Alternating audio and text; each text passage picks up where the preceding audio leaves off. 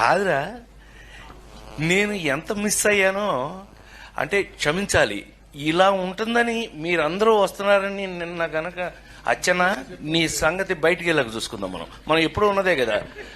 వీళ్ళందరి నుంచి పక్క తీసుకెళ్ళి అచ్చనా నేను మళ్ళీ పైకి హలో అని ఏరా అలిగా ఏడు ఎక్కడ ఇలా మనకు అలవాటే కదా. సత్యంగా నిన్న నేను ఎన్టీఆర్ అవార్డు తీసుకోవడానికి విజయవాడ వెళ్ళాల్సి వచ్చింది. చప్పట్లు కొట్టరా? బుద్ధుందా లేదా నాకు? ఎన్టీఆర్ అవార్డు అని చప్పట్లు కొట్టరా? ఏంటి బ్రెయిన్ పోయిందా అందరికి?